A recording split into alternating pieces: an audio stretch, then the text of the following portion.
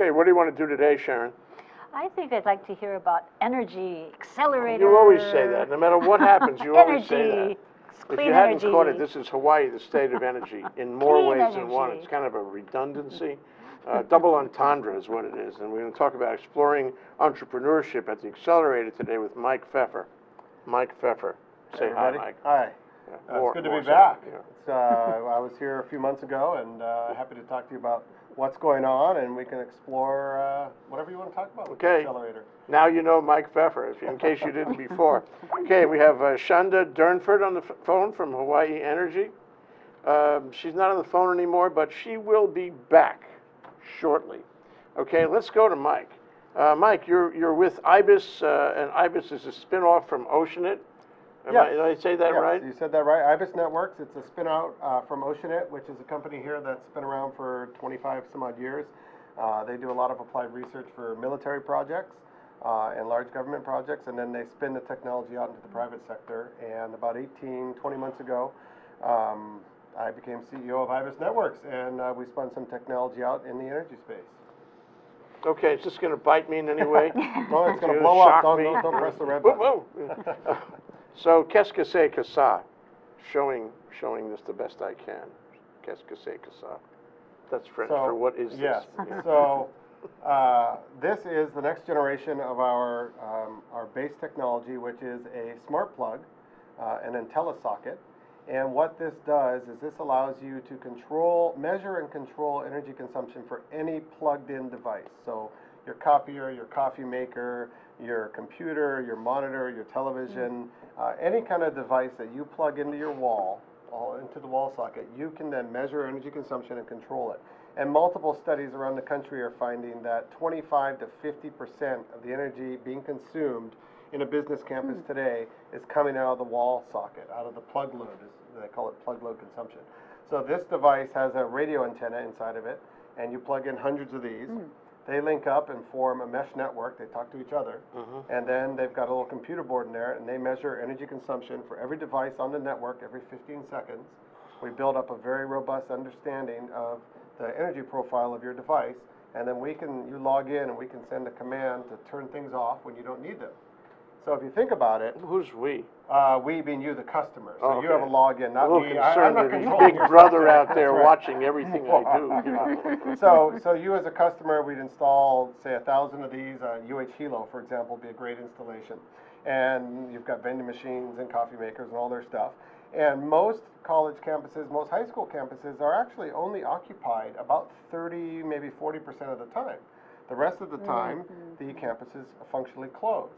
And so all your devices are sitting there drawing energy when they're not in use, and you have no idea if they're healthy or sick or what's going on. And so you as the facilities guy can log in and say, all of these devices can be turned off when no one's in class or no one's on campus at night. And these devices we want to know if they fail, because they're really important. It might be a refrigerator with vaccines in it or something like that. So we want to get an alert if something does get turned off. I don't have to buy another unit. My other unit, my control unit, is my computer. Your control unit's your computer, your phone, your iPad, your Android device. It's a web-based portal. Though, you have to have one of these for each device you have. Currently, for this model with a single socket, you have to have one of these for each device. Don't put your finger in it. We have a dual socket version. And then if you are just interested in controlling sort of things in mass, you can plug a strip into this and control 5 or 6 devices. We'll probably be coming out with a strip version in the coming months, but right now we have a single and a dual version, and then we can also do larger devices. So if you think about some of the 220s, for example, we can do the larger kinds of devices that suck a lot of energy. We have, UL laboratory tested and approved. Yep. And this light over here tells you what? It's on? So the light actually is a little bit smarter than that. When you plug it in, it starts out red, says, hey, I'm looking for one of my neighbors. When it finds a neighbor, it goes yellow. And then when the whole network's live, it goes green. If there's a problem, it'll go blinking. So you can program the light to be a little smarter. That's a manual override there. So if you come in on the weekend and you don't have access to the login, you can just press a button, it will turn the socket on, and then you can turn it off again manually. So of course, the alternative is to pull it out of the wall and just... we don't want people to pull them out of the wall. So we made a little button. Just push the button, it goes on. Okay, now I have a religious question to ask you. Okay. You know, we range, you know, intellectually from one side to the other. Yes, there And, is a dog. On Passover, part of the Passover, you know, ritual, the Seder, is a question: is why is this night different from all other nights? Okay, so I'm going to convert that question into a tech question. Why is this smart plug different from all other smart plugs? Okay. You may take as much time as you wish. Tick, tick, tick, tick. First we roll the stone out of the way. I think what makes us different, this was designed as a military application for the Office of Naval Research, and the military likes to do things, they have a couple of key requirements, security and scalability being the two most important. So they want something that's highly secure. And we operate in what's called the Internet of Things, right? Where everything's becoming smart, everything's plugged in, and we've all seen the horror stories out there. Someone logs in, someone hacks in, takes control of your network, steals all your data, you know, Target getting their credit cards, Home Depot, all this. So this is designed to be about as secure as you can be. So because the military has accepted our protocols, they've said, yes, you've designed a highly secure standard. We feel that that's a step up on what most people have done. I'm now understanding the risk, though. And then scalability is the other issue. So let me go on to religion first, then we'll get into the other issues. Okay, right. On scalability, the ability to plug hundreds or thousands of these sockets in and have them all report back to one web-based portal, one interface where all that information is being collected is very different than what most people are doing. You've probably seen a smart plug in the Apple store. There's a ton of them out there. Get Woolworths. You can do 10, maybe 20 sockets. We do hundreds or nests of hundreds. So it's that mesh technology. It's the scalability, being able to do lots and lots and lots of these together, and the security. Okay, so now a question. Suppose you described the University of Hawaii or whatever it was. How close do these have to be to create the mesh? In other words, if I have one in one building and one in another building 200 feet away, is that going to work? 200 feet through buildings, probably not. We've done 25 installations here in Hawaii. We've done installations in Waikiki. Henry Kaiser built some pretty strong stuff with real steel and thick walls. We consistently get 100 feet through concrete reinforced wall, socket to socket. This new version, which is coming out October 20th, has a new radio antenna in it, new and improved antenna. We think it'll get better range. But we're comfortable saying you'll get 100 feet through concrete reinforced wall. You don't want two sockets, you want a true mesh. So the more sockets you have, that's what I was going to ask you. So if I have my first building is loaded with these smart what do you call them? Smart plugs. IntelliSockets. That's going to reach the second building a lot easier than if I only have one in the first building. Well, no, the mass of sockets doesn't make a greater signal between buildings, but as long as you've got two sockets that are really able to talk to one another, preferably you want more overlap. We have also built a directional antenna. So we have a large directional antenna that can be mounted, about this big.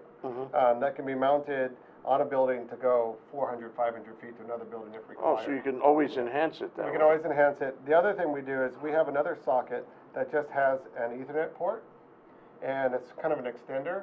So you could plug it into another building with an Ethernet port. Doesn't rely on the radio. Yeah, you could link up that network and this network, and you have two networks together as one meta network. They've been linked through an Ethernet cable. So we've got ways to permeate a campus, a large campus. What would you see on your screen then? You'd see building A, B, C, D with their mesh, or is there some way that you can look at the total complex? A great question. So the way you would look at it when you log in, there's a front page that gives you a dashboard summary. So how much energy has been consumed this week.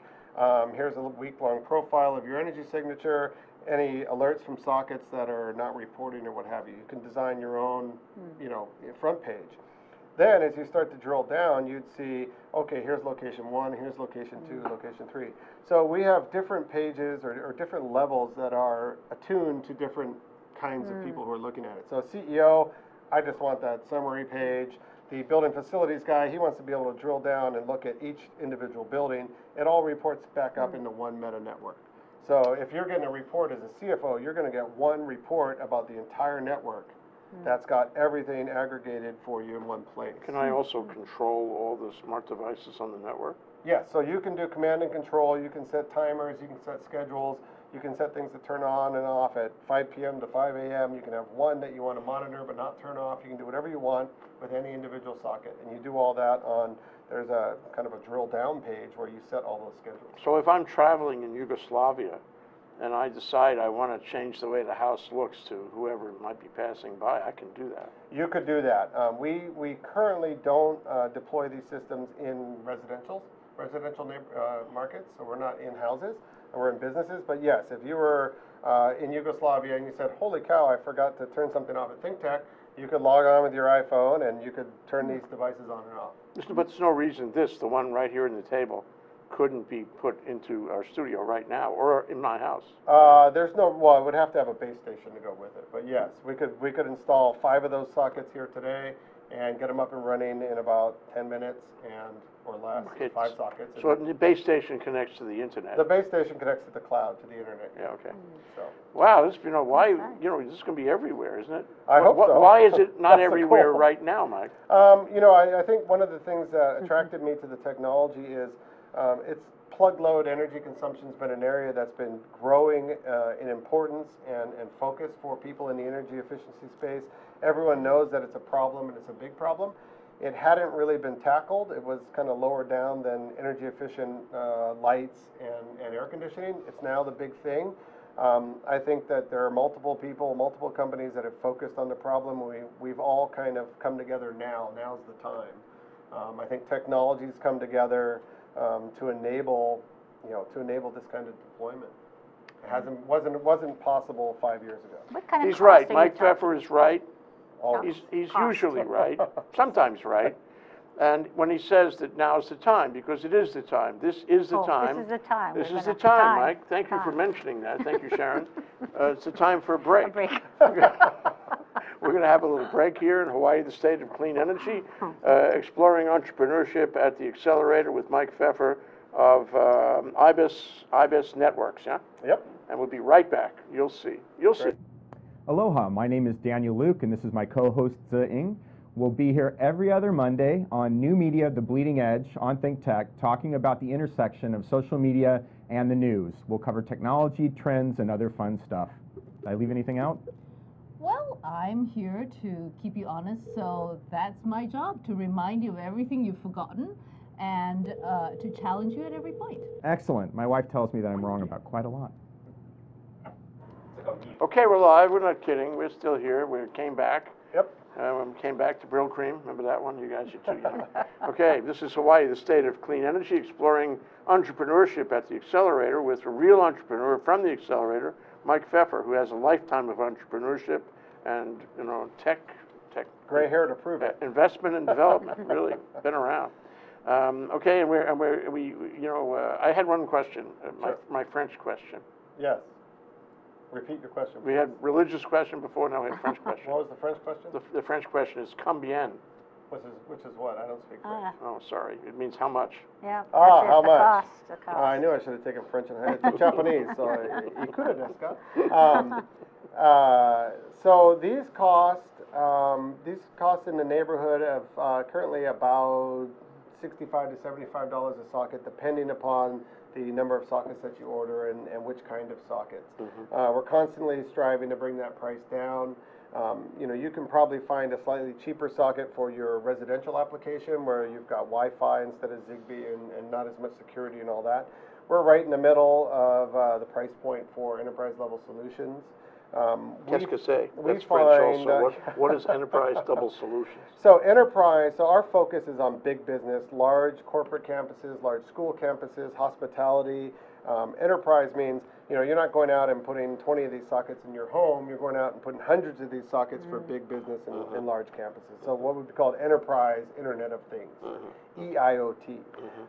And so, when you're looking at how much does it cost, is it worth it?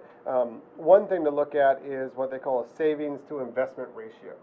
So how much money does it cost relative to how much energy you're saving? And these devices can save quite a bit of energy relative to their overall cost. So in California, you can turn things off. because you can turn things off, and things that are sitting there use a lot of energy. So in California, for example, we are working closely with a number of schools that have what they Prop 39 funding to do energy efficiency improvements. Their target is an SIR ratio of 1.05, so their savings to investment ratio.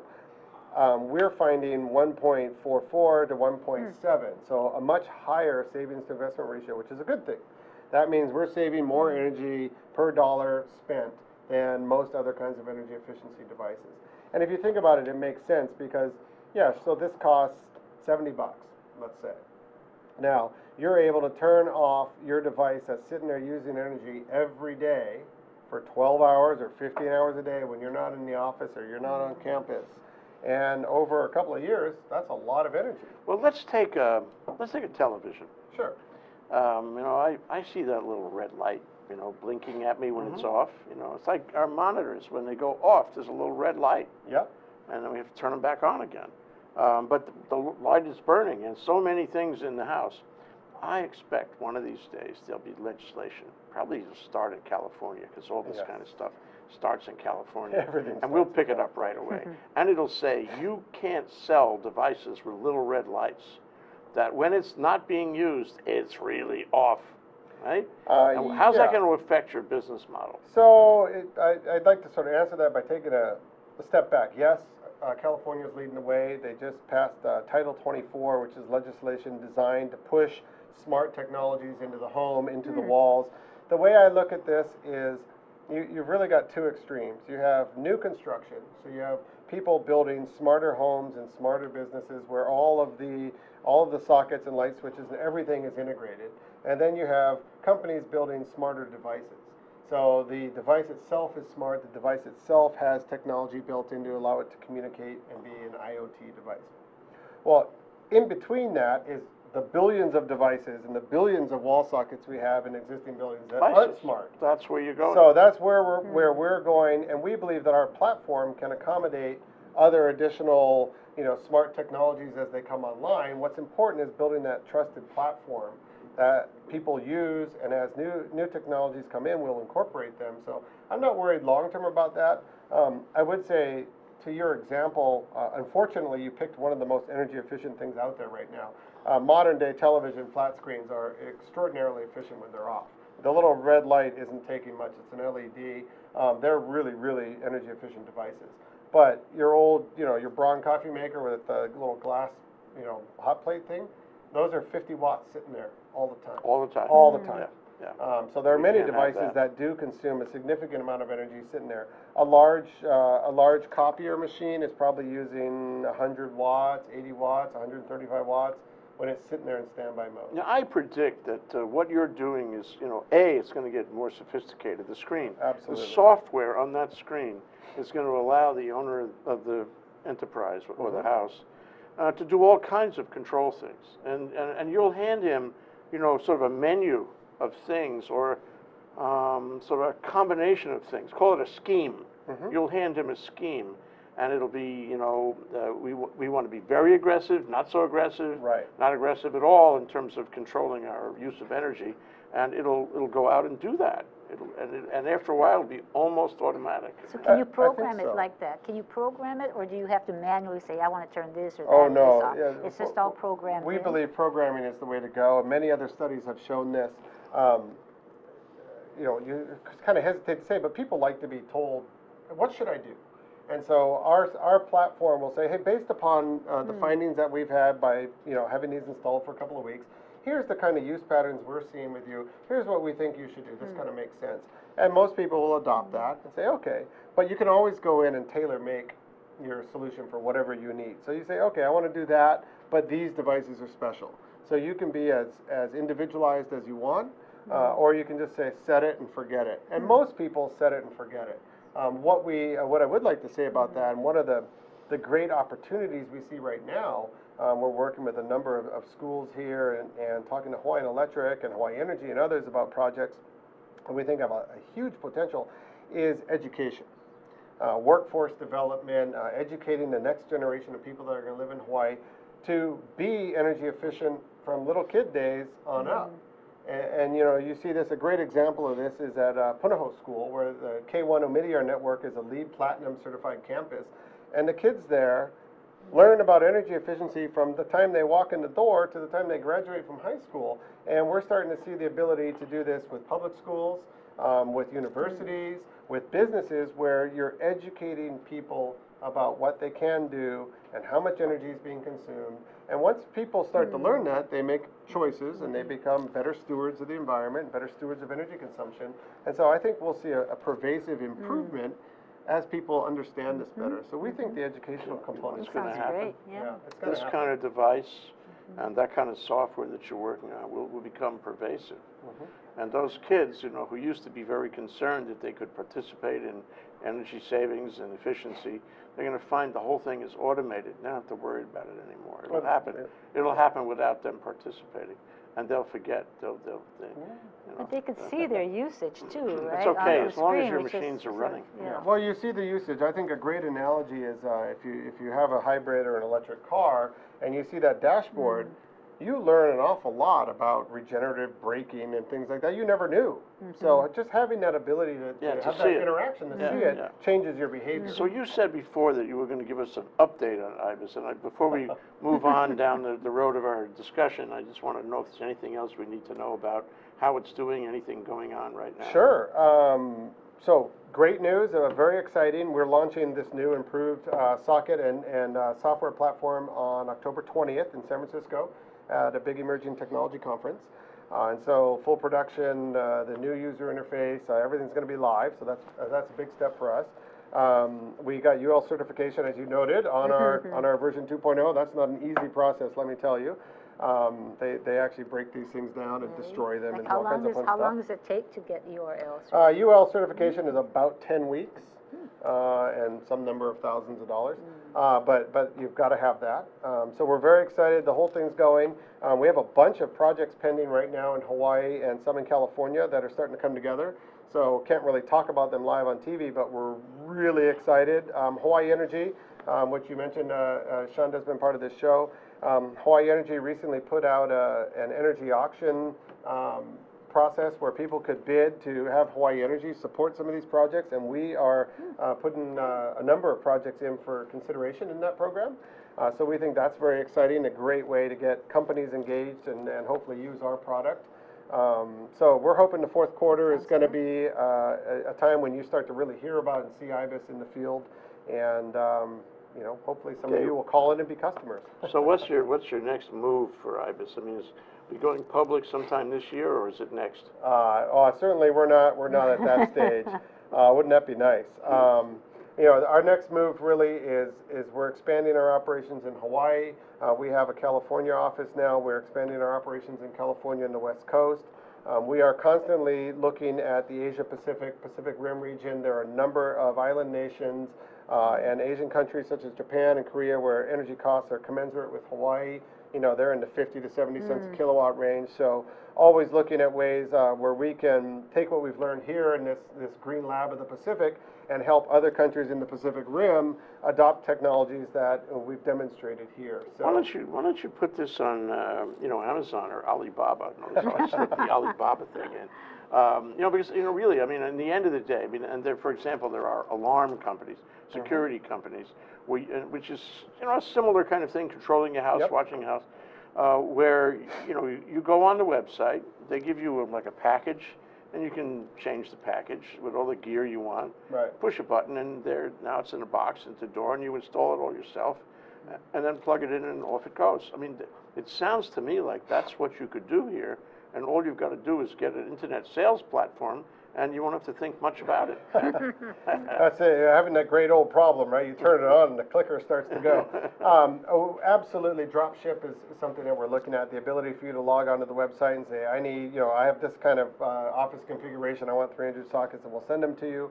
Right now with this version, you know, we are being a little more cautious. We're going out and doing installations ourselves. We're working with large energy service companies as partners to go out and do major installations. I would anticipate having that capability sometime in 2015, but right now we're not just letting the world buy these. So Yeah, there you go, though. I'm being cautious. You're cautious, but you're back into this concept of time. Yeah. And I like that because it always gives me an opportunity to say it's time for a break. And I want to thank you for that twice There now. you go, twice. This is Hawaii, the State of Clean Energy, exploring entrepreneurship at the Excelerator. We're going to get to that right after this break with Michael Pfeffer. We'll be right back. Hello, I'm Martin Despang, and I'm the host together with the one and only Ali Amashta, and our show is called Urban Transcendence. And Urban Transcendence is about identifying where we have a unique situation of a vibrant city in one of the most beautiful natural environments. So how these two can coincide, sometimes conflict, how they could find reciprocity in the 21st century is what we're excited about.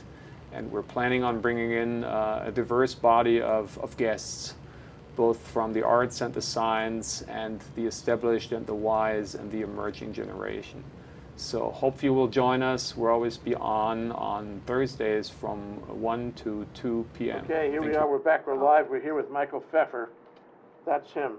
And Sharon Moriwaki, my co-host down the far end of the table next to Michael Pfeffer. We're talking about exploring entrepreneurship at the Accelerator. So Sharon had some questions. Well, I just want to know about production, because this looks like a great project and it's going to go full steam ahead. And Yes. I'm just wondering how you can keep up with the demand. So we're produced in America. Want to support American production wherever possible. We're produced with a company called Sonic Manufacturing in Fremont, California. They're a great fab plant. They're extremely responsive. They put a couple of engineers on your team. They oversee everything, and they can handle our production needs for the foreseeable future. We are always looking at offshore production because of cost and price considerations, but we're very comfortable being made in America. It's got security issues that we like, and we're comfortable with their facilities. Good. Yeah, they're a great company. Okay, well, now I have a differential question. Just don't do it in French. No. He wanted Japanese. That's right. What's the, I want to know what your day is like, okay? But more than that, I want to know what's the difference between being a CEO of Ibis Networks and a CEO of Ibis Networks as a member of the cohort in the Accelerator. What's the difference? Okay, well, I take a step back. When I was managing partner of a venture fund, life was much easier because people came to you and asked for money, and you said no, and life is great. There it is. You spend the whole day doing that. You get a lot of gratification. Yeah, it's great fun. You get to tell people what to do, and life is fun. CEO of a startup company is incredibly difficult. I've been involved for almost 20 years now in the startup scene. Many startups fail, not because the idea is not good, but because it's just tough. And I was very fortunate when I agreed to take on the role of CEO of Ibis, working with Oceanet. They said, that's wonderful because we've signed you up for this Hawaii's Energy Accelerator program. You start tomorrow. Like, whoa, okay. All right. So I can't say enough about the Accelerator. They're just a tremendous program. Why?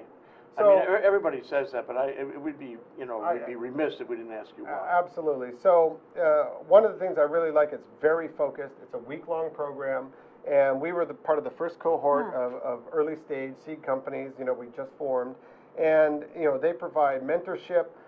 They provide access to funding. They've got funding themselves. They've just got a tremendous group of people at the Accelerator and in their mentor circle that come in and help you.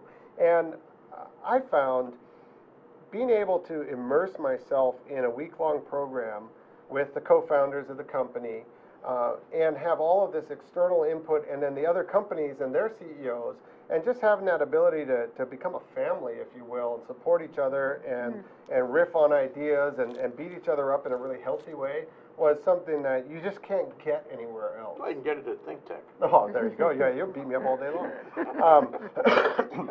So I really found that to be just a tremendous program. We went through, within a week we had everything worked out more or less. We emerged from that program with grant funding from the Energy Accelerator. We were able to continue on. They've sponsored trips to Silicon Valley on multiple occasions where we get to go meet with many mentors. Was that the first funding you got? That was the first funding that we got outside of Oceanet. Can you tell us how much it was? $90,000 from the Energy Accelerator, and that was just a great testament from them that they thought we were a viable company. That enabled me to go out and raise a seed round of about another $300,000, $400,000. We were then fortunate enough, we applied back to the Accelerator, and we received $750,000 from them, awarded in November and went active in April of this year. So follow-on each time you get money, funding. it helps you get the next money. It helps you get the next money. It's non-dilutive funding, which means they're not taking a big chunk of the company for it. And I can't even possibly stress how much that helps a company when you're out raising money, you're out talking to customers, you're out talking to venture capitalists and saying, they say, why should we believe in you? And you say, look at the Energy Accelerator, look how well respected they are. And they've vetted us and they've gone through the process and they believe in us and they've put their money where their mouth is. So what's your day like as the CEO? Well, what's today? What happened today? What happened today? I got up, I made my kids pancakes and an omelet, I took them to school. These things I did not, yeah. I stirred the pancake. I took them to school, and then I got to the office, and I think today was meetings. What kind of meetings? So right now we're working on a number of proposals for large-scale projects in Hawaii. So talking to the customers that we're trying to work with, talking to our existing investors, getting our third quarter investor report up because that's due at the end of the month, end of the quarter. What else did I do today? Sounds like fun. A lot. It's a lot of fun. It's long days. Gearing up to come here. Have you ever had so much fun? Honestly, I've never had this much fun in business as I'm having now. So what do you attribute to it? The fact that is you're an entrepreneur in a tech company, which has good prospects and good funding so far. So far. And you have people who are sympathetic to you, and at the Accelerator. And that support means a lot. Right. When you have someone that kind of puts their arm around you and says, hey, you're doing a good job, believe in yourself, believe in the product. How often do they say tremendous. that to you? Every day I crawl over there and go, please tell me I'm doing a good job. And Dawn puts her arm and says, okay, Michael, you're doing a great job. Quite a bit. Support means a lot. Every day is full of, it's hard, it's challenging, but it's exciting. Now, what got me involved in this project was realizing that, as you said earlier, the time is now. Hawaii needs this, the nation needs this, the world needs this. We need to turn stuff off. We need to take control of our energy consumption. How do we do that?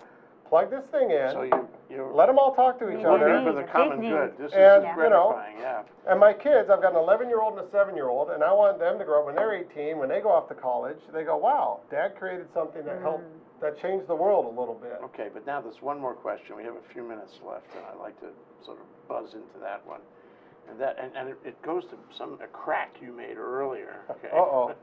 About how, you and I knew each other a long time, through the days of, may I say, Act 221, Act 221, Act 221. And all that venture capital stuff that was going on, say, the early 2000s. Okay, so here we are, and you're involved as an entrepreneur. You got everything going right. Knock wood, knock wood. I'm knocking wood for you. Knock wood. Knock We got wood here. Okay, so what does this mean in that continuum, the continuum of Hawaii trying so hard to be a tech state, trying so hard to be a tech, by the way, tech and energy is like synonymous. Yeah, certainly. Trying so hard, to develop a community of tech entrepreneurs. What does your company, what does your experience with the Accelerator mean to that? Sure. A great question. When I moved home, I think we made our first technology investment in Hawaii in 1998. So I've been involved in the scene for a long, long time. I mentioned Rob and I have run Kolahala Ventures 2006 to 2012, actively investing. I think Act 221 has its pluses and minuses. I think we all learned a lot. I think Hawaii's grown up and matured. We found what we're good at. I think clean energy, I think to some extent some life sciences, medical devices. I think there's a lot that we in the tech space can be proud of and we can highlight to the world that we're good at. We're good at clean energy. We're good at adopting, globally important technologies that can change the world, that we can showcase in Hawaii, get to scale, help wean us off oil, and make a difference. And we can do it well, and we can be a shining example. We can lead the world. There's an article recently, I forget what pundit said it, but Hawaii can't lead. I think that's BS. I think we can. I think what we've learned over the last 15 years is don't try to be Silicon Valley. Don't, be what you're good at, right? The university is really good at volcanology and whatever, and oceanography, and areas where we have a competitive advantage. We have an active volcano. That's good. Focus on that. We've got the best telescopes in the world. Focus on that. Do what you're good at. We're very good at clean energy, and I think the Accelerator has stepped in with massive funding from the Office of Naval Research, just huge support to say, yes, we believe in Hawaii. Yes, Hawaii is the place to do this. We've got the funding to back it up, and we're going to fund companies from around the world to come to Hawaii, and, you know, that's where the rubber meets the road. It's going to happen. So, okay, that's a perfect place for me to ask my next question. It's going to happen. When is it going to happen? And how will you know it happened? When you wake up, you know, in the morning like today, wake up, have your coffee, whatever it is, okay, what will tell you that it's happened? Oh, I think it is happening. It's already happened? It's already happening. We just had the Asia Pacific Clean Energy Summit, and I think some of the numbers that were thrown up there show Hawaii's leading the nation in clean energy adoption. The Energy Accelerator, I think, is the most well-funded clean energy accelerator in the country. We're known around the country, around the world, as the place to apply if you want to get your project or your company showcased as a successful, you know, business in clean energy. So it's happening. You know, will we get to 70% by 2030? Is that when we do our measurement? We'll do better. Yeah, we'll do better than that. Or, you know, along the way, we're already meeting and beating those expectations. So it's happening. Okay, but you know what? When I said before that energy and tech are synonymous, I was kidding.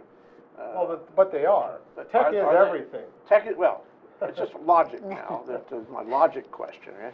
So you have tech, big balloon on the page. You know, it's a green balloon. Okay, and then part of that, subset of that is energy. Call it energy tech, and I absolutely agree. You know that we have a real shot at becoming world famous. You know, iconic in energy tech. We should be. It's a natural. Yeah. Okay, but referring back to our earlier day as children in the early 2000s. Okay, didn't we lose something here? I don't know if we lost something. I think we lost some opportunity. I think Hawaii could have been a bigger leader in the tech space. I think a lot of things, external and internal, conspired against us. I think it's just very, very challenging anywhere. Many states and cities and countries have tried to emulate Silicon Valley or be a tech hub. It's really hard. Not everyone can be San Diego for life sciences, right? It's really, really hard. It's easy to look at a success story and say, we should be like that. But they only became a success story because of a bunch of circumstances that came together for them. And they worked really hard at it. And they worked really hard at it. Yeah. So, you know, could we have done things differently? Sure. Hindsight's always a wonderful thing. Do we have an opportunity now, here and now, to be a global leader? Absolutely, we are. Okay, well, hold that thought, because Sharon is now going to ask you her question. It's the closing question. And she always asks this question at the close. I do. And in case she forgot what her question is. I want to ask a question. So I do, because you can't have an industry, and I think with the tech industry, what we found was you have to have the people, the workers. Where is the workforce in all of this? So if you're creating this great industry, where are the jobs, and how will we get really good jobs so that we can bring people back and work here? So where is that going? Where is the next step? You know, that's been the age-old question, right? And so I think what behooves us all is to focus on not worrying about creating thousands of, you know, we're not going to create factories here, right? We can create many hundreds, thousands of jobs focused on, you know, clean energy, not to go and build a windmill necessarily, but to create the company and then export that technology around the world or around the country. And, you know, I think that's happening. I think the big challenge, my personal viewpoint, I'm part of the failure of Act 221 and the overall tech endeavor here is, yes, you do need a critical mass of engineers and people like that who want to be involved in these companies. So, and you need a critical mass of companies so that if someone, you know, Joe Blow moves back from California to Hawaii and he wants to work in a tech company and it doesn't work out, there's 40 more companies he can go to because he's just moved his whole family to Hawaii. There has to be an ecosystem within which those guys can work and live and breathe and do all that.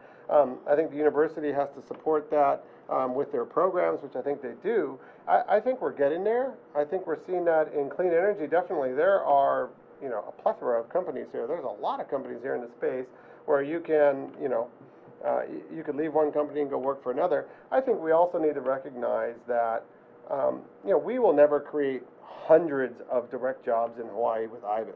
Not going to happen. We'll create probably tens of jobs in Hawaii. We're not going to be a giant company with hundreds or thousands of employees. That's not really the nature of a lot of tech companies today. And if you got really big, you'd be outsourcing the fulfillment to somebody else anyway. So you know, I don't think we should look at it as we're going to create that next, you know, that next industry like tourism that's going to employ tens of thousands of people. We're going to create these amazing companies that are going to create a tremendous amount of value in Hawaii and for Hawaii.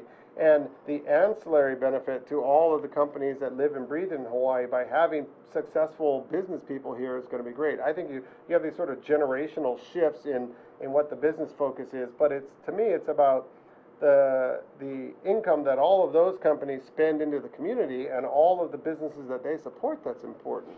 So what kind of people Okay, would you we're about out of time. Oh.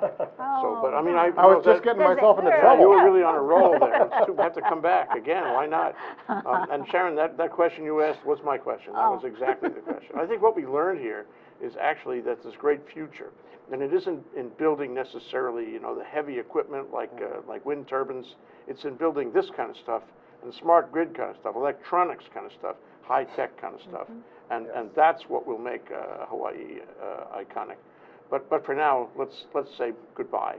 Oh, okay. Goodbye. How sad it is. We'll come back for more summer camp. IbisNetworks.com, and we're happy to talk to you. Sharon, say goodbye. Goodbye and aloha. Goodbye. Thanks. This is Hawaii, the state of clean energy. We're exploring entrepreneurship at the Accelerator with Mike Pfeffer. We really enjoyed the discussion. Thank you so much. Thank you. Thank you. Aloha. Aloha.